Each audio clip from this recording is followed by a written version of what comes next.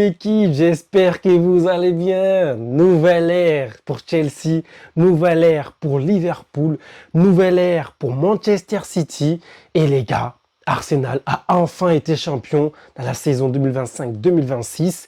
Et là, on a une nouvelle ère qui arrive, les gars, de nouveaux entraîneurs, ouais, des nouveaux joueurs, oui. Et là, un nouveau football, que ce soit pour Liverpool, que ce soit pour City, que ce soit pour Chelsea, on aura de nouveaux entraîneurs, de nouveaux entraîneurs plutôt, et on a surtout quelque chose d'incroyable. C'est que Tottenham a lâché autant d'argent, ce n'est pas pour flopper.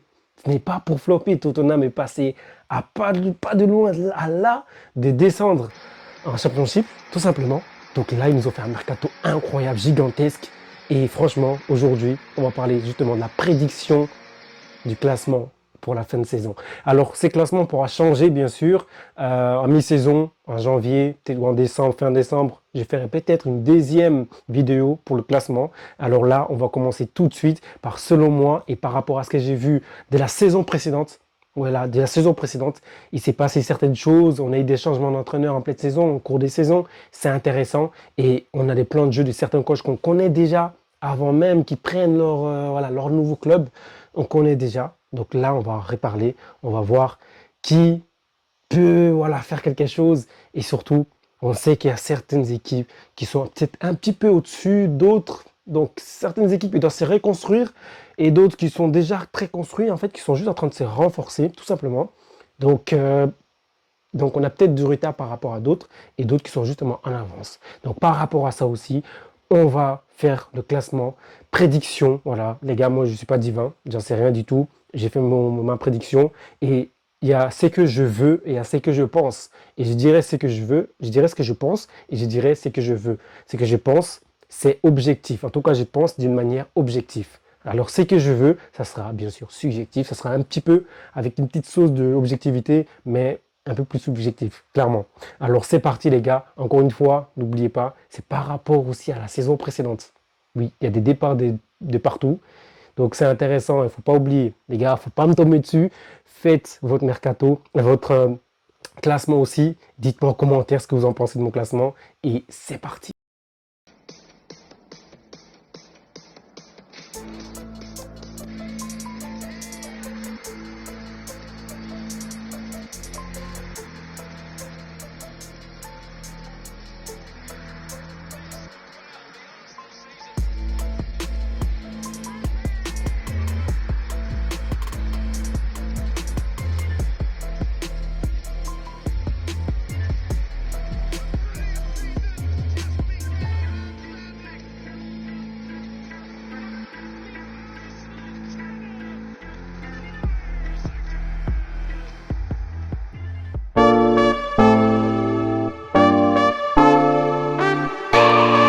La saison précédente, Sunderland était 7e, Bournemouth était 6e, Liverpool était 5e, Aston Villa était 4e, Manchester United était 3e, Manchester City était 2e et Arsenal était 1er. Chelsea n'était même pas là. Chelsea était genre 10e ou 12e, on s'en fout. Mais cette année, Chelsea s'est renforcé. Chelsea s'est renforcé d'une manière très intelligente. Et là, on va voir ce qu'ils vont faire aussi. United, qui ont un coach vraiment où on peut lui faire confiance très clairement. Ah, ça s'est demandé s'il était là dès le début du championnat. Peut-être que le championnat aurait changé complètement. Donc ça aussi, c'est pris en compte pour la nouvelle ère et pour le nouveau classement que je pense que ça... Voilà. Il peut avoir tout simplement quelque chose à jouer par rapport au fait que Carré nous a montré quelque chose tout en venant en cours des saisons. Et s'il était peut-être là au début de saison, il aurait pu faire quelque chose. Je pense que cette saison, elle va être belle. Ça va être une très belle saison. Chelsea n'a rien à jouer. United à la Ligue des Champions a joué. Et United n'avait rien à jouer la saison précédente. Du coup, on a compris là où ils ont réussi à être par rapport aussi à ça. On a Liverpool qui a Andoni Iraola qui est arrivé. On a City avec Maresca. On sait à peu près comment Maresca joue. Nous, les fans de Chelsea en tout cas. Aston Villa avec un Emery qui est un entraîneur très intelligent qui s'est très bien renforcé après le départ des Rodgers et d'autres, comme tout simplement le nom que j'oublie, celui qui est parti à United, Tillmans, d'ailleurs lui là je le connais. Lui là, bref, je vais pas dire des trucs. C'est parti. Alors pour moi les gars, 7e place, Aston Villa. Aston Villa sera 7e place. Vous savez pourquoi pour moi, Aston Villa sera toujours en Europe? C'est très difficile d'imaginer Aston Villa qui ne sera pas en Europe. Pourquoi? Pour une seule personne, juste une seule personne. Unai Emery. Je vous jure que ce gars-là, je ne le vois pas ne pas être en Europe. Voilà, tout simplement, je ne le vois pas ne pas être en Europe. Lui, il a l'ADN Europa League. J'ai l'impression que des fois, il fait exprès de perdre des derniers matchs pour redescendre un peu. Parce qu'il sait que la saison d'après, il va jouer la Ligue Europa. Il pourra remporter la Ligue Europa. Ce gars, il est très intelligent. Et j'ai l'impression que c'est l'un des entraîneurs avec un autre là, que j'oublie le nom tout de suite, avec des Arbi. J'ai l'impression que c'est eux-là, les deux-là, si tu leur donnes des armes, vraiment des armes, et tu leur laisses faire ce qu'ils veulent faire, je pense qu'ils peuvent faire quelque chose d'incroyable. C'est-à-dire que tu leur donnes une équipe digne d'aller remporter une Première Ligue ou une Ligue des Champions. Ben, voilà, une équipe avec des joueurs aussi forts pour atteindre ces niveaux-là, pour atteindre ces objectifs-là. Je pense que ces deux-là, ils peuvent faire quelque chose de beaucoup plus intéressant qu'est-ce qu'ils sont déjà en train de faire. Et Unai Emery, pour moi, c'est peut-être le premier à ce niveau-là à la Première Ligue. Je crois même que c'est mon coach spécial. Si Chelsea est dans la merde, je peux me dire que plus tard, ce gars-là, on peut aller le chercher. Il peut faire remonter le club d'une manière très rapide si on lui donne la tranquillité. À un moment donné, j'ai pensé à lui. Très sérieusement. Mais par rapport à ce que je pense que Chelsea doit faire, il fallait quelqu'un vraiment de nouvelle ère et tout. Et j'ai compris à peu près ce que le club cherche. C'est vraiment un coach nouvelle ère en fait. Du coup, Unai Emery fait un peu ancien, on ne va pas se mentir. Mais franchement, il a tout ce qu'il faut. Lui, tu lui donnes vraiment une vraie équipe. Il peut faire quelque chose d'incroyable. Ça, c'est clair. En plus, ils se sont renforcés, des joueurs qui sont venus pendant la Coupe du Monde. Donc, il y a des joueurs qui voilà, on a eu quelque chose comme Mozambique qui devait aller du côté de Newcastle. D'un coup, tata, changement de rythme, il est parti à Aston Villa. Ah, Aston Villa. Ils ont fait ça chap-chap, dinguerie. Et Newcastle a pris qui? Newcastle a réussi à prendre Bazoumana Touré. Très intéressant. Donc voilà, il y a eu des échanges comme ça. Ils ont réussi aussi à prendre un autre joueur. Donc c'est intéressant d'ailleurs. Oui, Aston Villa est donc 7e. Parce ils ont ce qu'il faut et je pense qu'ils ont un entraîneur pour être en Europe tout simplement. Alors Manchester City, 6e. Manchester City 6e. Pourquoi Manchester City 6e les gars? En fait, Manchester City, tout est en train de se casser. C'est une vraie nouvelle ère, les gars. Moi, je les vois. J'ai difficilement. En fait, surtout qu'ils perdent des joueurs importants tels qu'un Rodri, je ne les vois pas à réussir à rentrer dans le top 4. Je ne les vois pas. Je les vois venir et ressortir. Ils n'auront pas de régularité. Pourquoi? Parce qu'ils ont un gars qui s'appelle Maresca. Je ne veux pas vous mentir. C'est leur force. En même temps, c'est un truc qui peut être un déséquilibre. C'est un gars qui est déséquilibré dans sa tête. C'est-à-dire que lui, quand ça marche bien, et que c'est pour les joueurs, grâce aux joueurs que ça fonctionne bien, il va casser la chose pour que ça se voit que c'est grâce à lui que ça marche bien. Et j'ai l'impression que c'est un truc à la Pep Guardiola. C'est pas le joueur qui est fort, c'est grâce à moi que on arrive là où on arrive. Et il a un peu ce truc-là. Et du coup, il peut saboter son équipe sans même se rendre compte. Il a déjà fait ça à Chelsea, je sais de quoi je parle, je vous assure que je sais de quoi je parle. Par contre, c'est un entraîneur, s'il doit jouer une finale ou une demi-finale, s'il connaît déjà son équipe, oubliez la finale entre Arsenal et City, il ne connaît pas assez son équipe, mais s'il connaît bien son équipe, il a travaillé avec, il peut gagner des finales, vraiment, très facilement. Parce il sait comment faire pour gagner des compétitions à court terme. Des compétitions à court terme, des compétitions à long terme. J'ai l'impression qu'il n'a pas encore ce qu'il faut. Mais après, oui, les gars, il ne faut pas non plus tout mettre sur lui. À Chelsea, c'était autre chose. Chelsea, voilà, on ne lui donne pas tout ce qu'il méritait. Donc, c'est compréhensible. Et franchement, il a montré ce qu'il fallait pour qu'on lui donne tout ce qu'il voulait. Oui, les gars, il nous a quand même ramené en Ligue des Champions. Ouais, tout simplement, il nous a fait prendre la compétition. Il nous a fait prendre la Conference League et la Coupe du Monde des clubs. Ça montre justement qu'à court terme, ce gars-là, il peut remporter des choses. Et ça, c'est intéressant. Même si, oui, Conference League, il faut l'apprendre, certes. Voilà, Séville, Betis Séville, en plus, c'était pas, voilà, on était plus fort, clairement. Mais Coupe du Monde face à Paris. Il fait des matchs incroyables face à Arsenal, des matchs incroyables face à Barcelone. Et là, tu te dis, ok, c'est intéressant.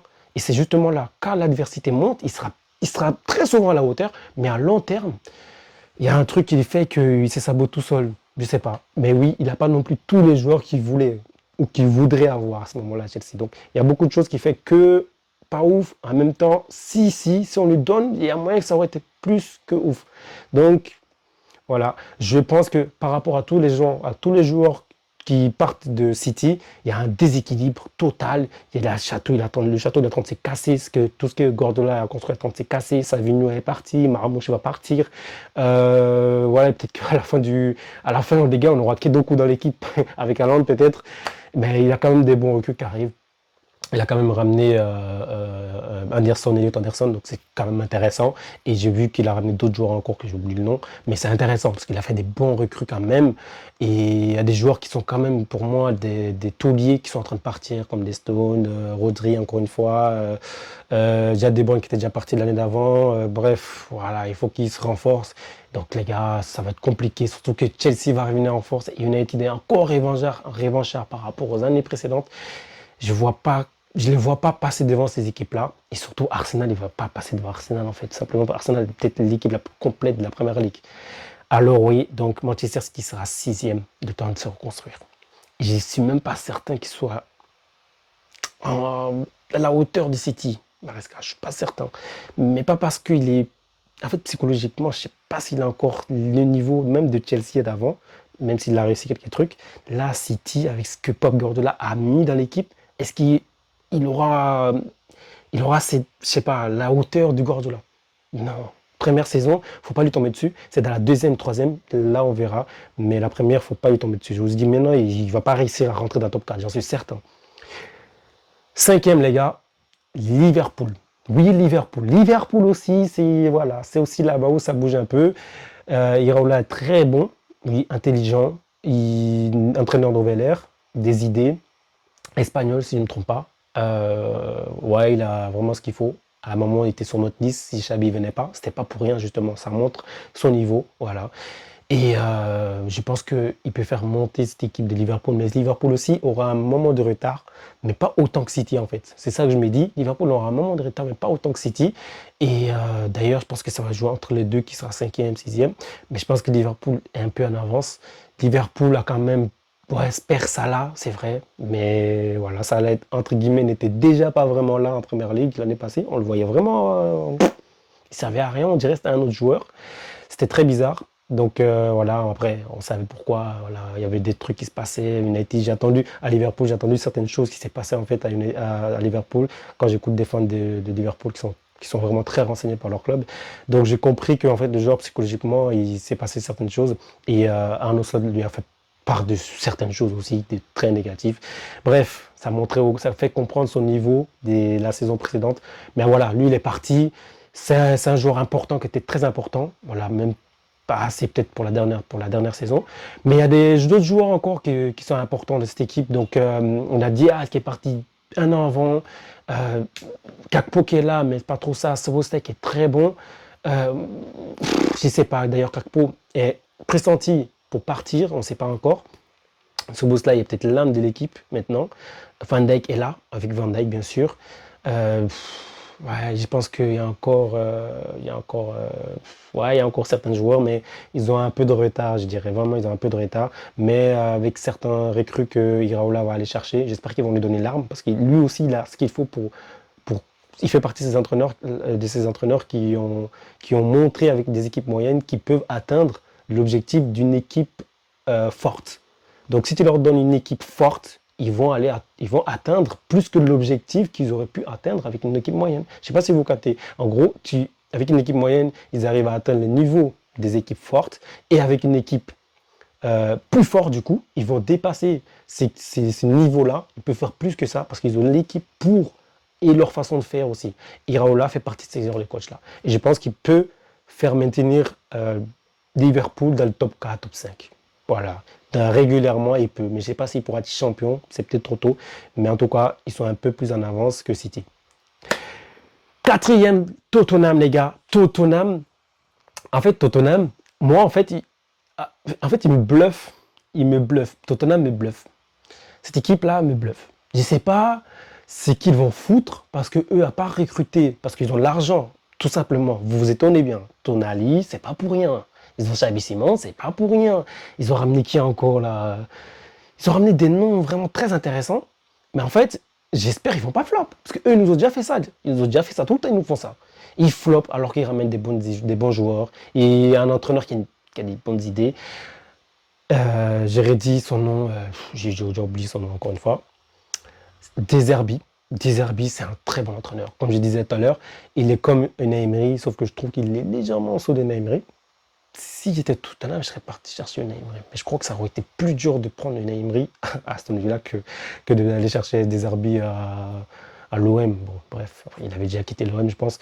Mais en tout cas, il a des très belles idées. Je pense qu'il a des très bonnes idées. Je pense que lui, il peut faire maintenir Tottenham aussi dans le top 4, top 5. Et je pense qu'il a ce qu'il faut. Et surtout, il a les recrues.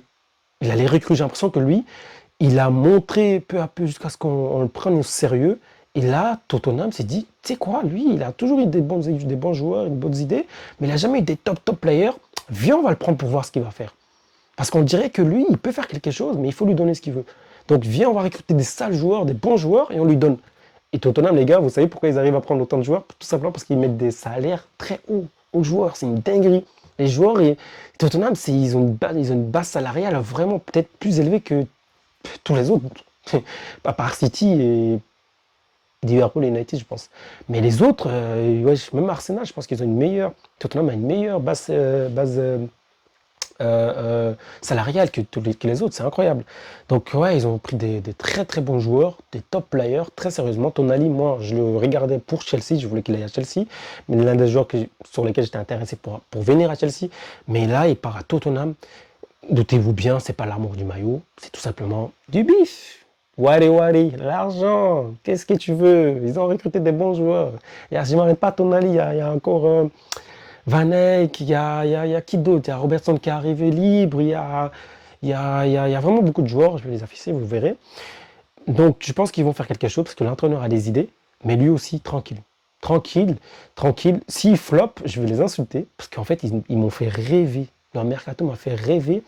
Et c'est incroyable, ils ont aussi ramené Fernandez, le jeune joueur de West Ham, je crois, au milieu de West Ham. C'est très intéressant. Donc ça ne s'arrête pas à Tonali, Fernandez, Tonali, Xavi, au milieu. Waouh! C'est dingue. Kudus, je ne sais plus qui l'autre côté. Non, c'est très fort, c'est très très fort. Ils ont une très bonne équipe, une très belle équipe, et défensivement derrière aussi, c'est pas mal. Il y a des joueurs qui sont partis. C'est intéressant avec Cario, je pense qu'il est encore là. Je ne vois pas trop d'actualité sur Tottenham, mais à part les recrues que j'ai vues venir là, ils ont vraiment enchaîné. J'espère qu'ils vont vraiment être à la hauteur par rapport à leurs joueurs, aux joueurs qu'ils ont ramenés. Et De Zerbi, il a des belles idées, il a des bonnes idées, et je pense qu'il peut faire quelque chose avec ces équipes-là, avec cette équipe-là. Donc, Tottenham, 4e, les gars, et je pense vraiment que j'ai des bons arguments, en fait. J'ai des très bons arguments, et je viens de vous le faire part. Et je pense que tout ce que je viens de dire, le coach, le recrutement intéressant et vraiment très intéressant. Si les joueurs ils arrêtent de se blesser, parce qu'il faut le dire les gars, Tottenham et Chelsea, c'est les deux équipes qui se blessent les plus depuis 3 ans. Oui, depuis 3 ans, c'est les équipes qui se blessent les plus. D'ailleurs, c'est les équipes qui prennent les plus de cartons rouges, bande d'enfoirés. Eux deux là, ils prennent que des cartons rouges. Chaque 3 ans, les 3 dernières années là, Chelsea et Tottenham, c'est les équipes qui ont pris les plus de cartons rouges. Chelsea, depuis 2 ans, c'est n'importe quoi. Tottenham, on dirait que c'est dans leur ADN. Je ne sais pas quelle piqûre on leur a fait, mais eux, le rouge, ça leur fait rien. Donc Tottenham, il faut qu'ils arrivent à se gérer. Ils arrêtent d'avoir des haineux dans leur équipe et qu'ils jouent au foot, tout simplement. Hein, ça serait bien. Et là, ils ont ramené des vrais joueurs de foot. On va voir ce qui va se passer. Donc Tottenham, 4e. 3e. Top 3, les gars. Top 3. Les gars, les top 3. C'est très compliqué. Top 3. En fait, il faut que j'accélère parce que ça va s'éteindre. Donc, top 3. Et c'était compliqué. Hein. La vérité, c'était compliqué. Mais on a 3 choses. On a une équipe qui, avec son entraîneur qui serait venu au début de saison, serait peut-être premier.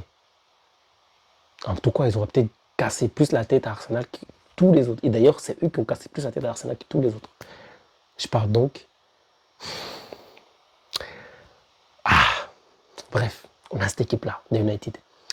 On a Chelsea qui n'a pas joué de première ligue, qui n'a rien joué cette saison, qui va rien jouer cette saison. Donc, qui a vraiment tout foiré de la saison précédente, 2025-2026, ils ont tout foiré, ils n'étaient pas là, pas concentrés, des projets bizarres. L'équilibre est revenu, ou en tout cas on pense qu'elle est revenue, on verra dans la suite. Donc Chelsea doit choquer. Chelsea est l'équipe qui doit choquer absolument. Chelsea doit choquer. Chelsea, genre dans les 3 années là, Chelsea doit peut-être enchaîner 2 premières ligues. Mais je rigole même pas. Chelsea doit enchaîner 2 premières ligues.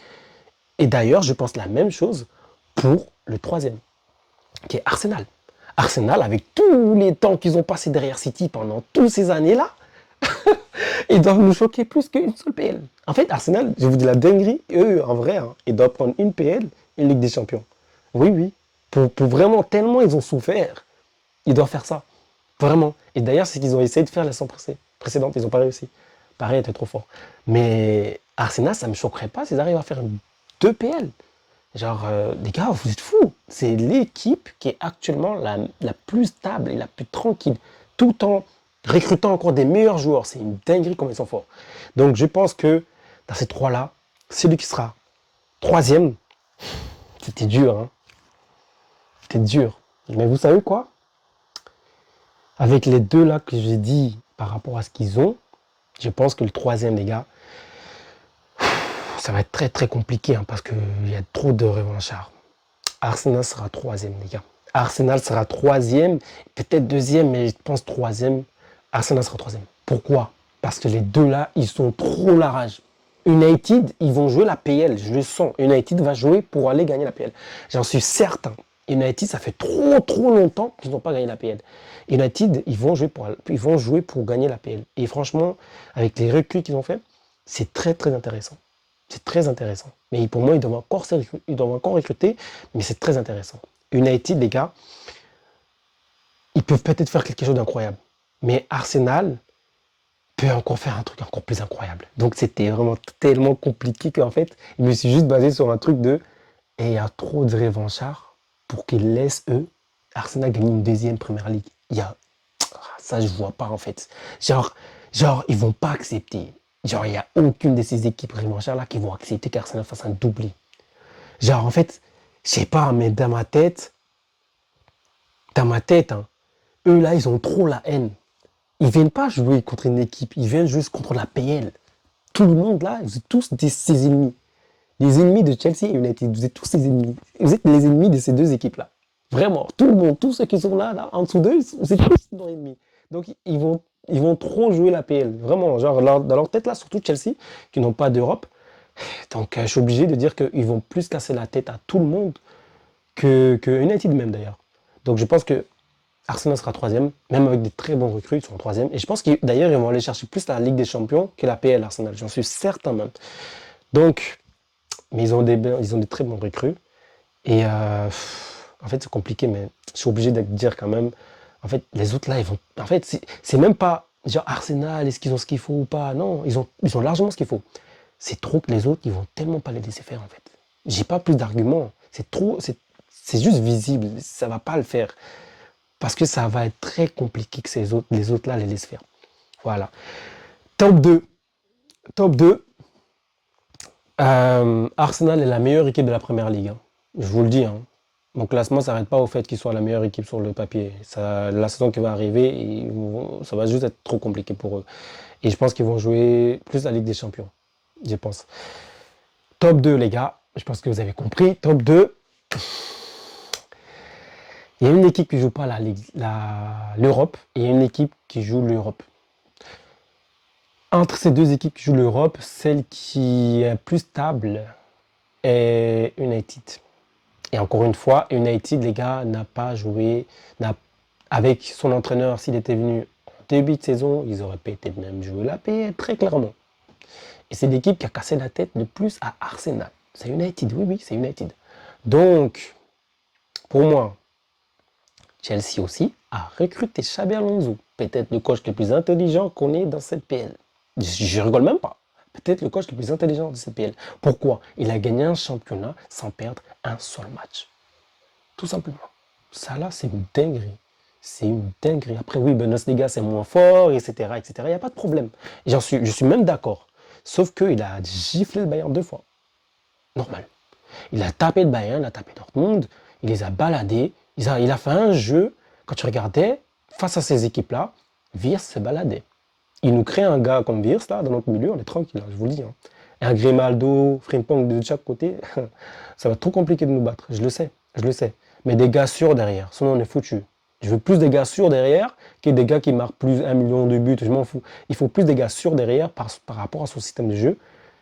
Parce que c'est tout simplement ça, en fait. On a des joueurs intelligents au milieu de terrain. Caicedo, Enzo, très malin. On a des recrues, on a Konda, on a des milieux, on a des attaquants. Palmer, Rogers, João Pedro, c'est très fort. Il nous faut des backups intéressants, des backups d'expérience. Welbeck, ok, ça me va. Lacroix qui arrive en défense, qui n'est pas juste une expérience, mais qui a ce qu'il faut. Il est assez jeune, il a appris quelque chose d'intéressant. C'est un international français. Donc, c'est intéressant. Même si je pense il faut renforcer avec des gars assez expérimentés, mais très forts aussi, qui ne sont pas vieux non plus. Donc, des deux là, qui est en retard? C'est juste tout simplement Chelsea qui est un peu plus en retard. C'est juste pour ça que je dis que Chelsea ne prendra pas. C'est par rapport à mon objectivité, les gars. Je vous assure, c'est rien d'autre que de l'objectivité. Si j'étais pas objectif, j'aurais mis Chelsea premier. J'aurais mis Chelsea premier. D'ailleurs, je vais le dire à la fin. Et donc Manchester United est donc premier. Manchester United va pour moi prendre la première ligue. Voilà. Et c'est la première ligue la plus déstabilisée de tous les temps qu'ils vont prendre. Pourquoi? Des départs, des coachs qui viennent d'arriver, des travails de fonte, des gars qui vont aller jouer plus la Ligue des Champions que la PL, des gars qui sont trop concentrés à autre chose, des gars qui ne sont pas assez structurés pour aller jouer, des gars qui sont des très grands joueurs, je parle de Tottenham, mais pas assez de temps pour les travailler. Donc tout ça là, voyons voir. Voyons voir, tu vois, voyons voir. Donc je pense que le top 4 sera ça, tout simplement. Manchester United en premier, Chelsea deuxième, Arsenal troisième, Tottenham quatrième, Liverpool cinquième, Manchester City sixième, Aston Villa septième. Et si je dois mettre un 8-9, je dirais Newcastle, Nottingham, Brentford, Everton dixième. Voilà. C'est comme ça que je vois. Crystal Palace peut-être 11e. Voilà. Les gars, je pense que j'ai tout dit. Maintenant, je parle en vitesse de ma prédiction à moi. Voilà, c'est parce que j'ai envie, tout simplement. Parce que j'ai envie. Aston Villa. Aston Villa.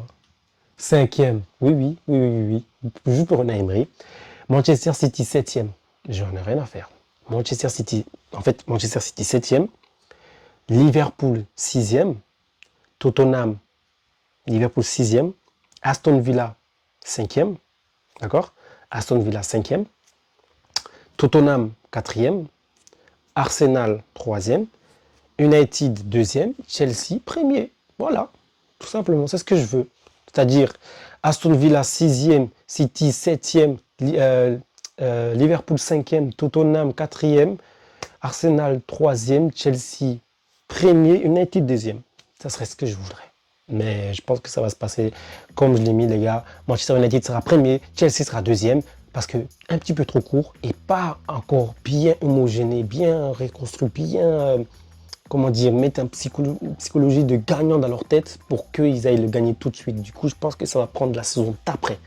Et si d'après, d'autres sont revenus en force, il faudra qu'on soit beaucoup plus fort qu'eux. Et donc, il faudra recruter un peu et tout en ramenant des coachs mentaux, des coachs sur des aspects spécifiques, sur des entraînements spécifiques, comme par exemple comme Arsenal l'a fait avec des gardiens de but, comme Arsenal l'a fait avec une défense de zone, comme Arsenal l'a fait avec la façon d'attaquer dans les zones, comme Arsenal l'a fait avec des coachs spécifiques, des corners par exemple, ou les touches. Donc si on est plus fort que les autres, et que les autres quand même se renforcent la saison, pas 2026-2027, mais la saison 2027-2028, il faudra ces petits plus qui nous permettent d'être forts mentalement tout en ayant des stratégies pour marquer aussi.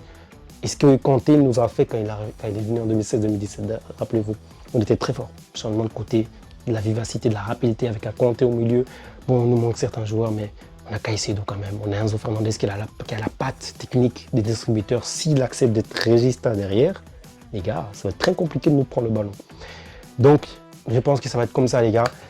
Je pense que j'ai tout dit. Aston Villa, 7e. Manchester City, 6e. Ils vont sortir avant de revenir peu à peu. Liverpool, 5e. Tottenham, 4e. Ils sont obligés d'être dans le top 4. Ils ont trop bien recruté. Arsenal, 3e. Parce qu'ils vont vouloir plus jouer la PL, la Ligue des Champions. Et parce que les autres, ils ne vont pas les laisser faire. Chelsea, là, ils vont laisser faire personne. Ça, je vous assure. United, si Carrick était là, les gars, il y avait grave possibilité qu'ils gagnent la PL, mais je rigole même pas. Donc ces deux-là, ils vont vraiment les fatiguer, ils vont vraiment fatiguer Arsenal, je vous le dis. En vrai, de vrai, hein, pour moi, la PL, c'est jouer entre Manchester City, Manchester United et Chelsea. Je vous le dis maintenant. Donc, Chelsea, deuxième, et United, premier. Voilà, les gars, en termes d'objectivité, et sans objectivité, c'est juste City qui descend en septième, Aston qui prend la sixième place, et le reste, ça reste comme ça. Et Chelsea, eux, ils sont premiers, et United est deuxième. Ça, c'est mon subjectivité, ce que je veux moi. Mais voilà. Le classement reste donc comme ça. United est champion, Chelsea est deuxième. Et la saison d'après, Chelsea vient tout détruire. Carrément, on va aller prendre la Ligue des Champions en 2026-2028, vous allez voir. Abonnez-vous les gars, likez, commentez et ciao. Ça laisse couper. Et d'ailleurs, il se passe des dingueries là. Des recrues qui sont en train de se balader. Des Isasi qui partent. Très bien, magnifique. Badiachil, on entend pour toi. D'ailleurs, faut partir. Faut partir. Pars, fais vite là. Casse mon club. Badiachil qui va à Naples. Ou c'est Isasi qui va à Naples. Je sais rien, je m'en fous. Chaloba est parti à Com. C'est lui notre meilleur défenseur. Je sais même pas comment on réfléchit. En fait, bref. Laissons Xavi faire. C'est lui qui décide. Tranquille, moi, tant que ça marche dans les 2 ans, je veux que ça... Ma première année, ça ne va pas trop m'intéresser. C'est la deuxième qui va m'intéresser le plus. Donc, les gars, encore une fois, abonnez-vous, likez, commentez et 30 minutes de vidéo quand même. Ça faisait longtemps, hein.